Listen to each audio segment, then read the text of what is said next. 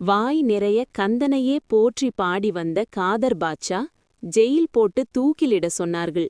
ஜெயிலில் கூட இருந்தவர், என்ன பாய், முருகன் தூக்குல போட சொல்லிட்டாரு போலன்னு ஏளனமா சிரிச்சாராம். அப்போ காதர் பாட்சா சொன்னாராம், போடா, இருந்தா பாடி கோயில்ல பாப்பேன், போனா நேரில் போய் பார்த்து பாடிக்குவேன்னு. கந்தனை கைப்பிடித்தால் முதலில் நமது முற்பிறவி கர்மாவை போக்க கஷ்டத்தை குறைத்து உடனே அனுபவிக்க செய்து தீர்த்திடுவான். அது தீர்ந்த பிறகு காதர் பாட்சா ஜெயிலில் தூக்கு மேடையிலிருந்து கடைசி வரை நம்பியதால் கந்தன் விடுதலையாக்கி சிறப்பான முக்தி வாழ்வு தந்தது போல் உங்கள் முன் சிரித்தவர்களெல்லாம் கை கூப்பி கும்பிட செய்திடும் வாழ்க்கை அருளிடுவார்.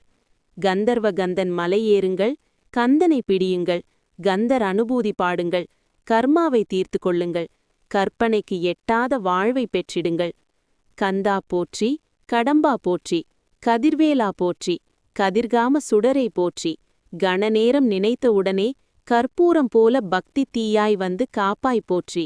இது போன்ற மேலும் பல கருத்துள்ள தெய்வீக வரலாறுகள் அனைத்தையும் கேட்க KYR யூடியூப் பேஜை சப்ஸ்கிரைப் பண்ணவும். நன்றி.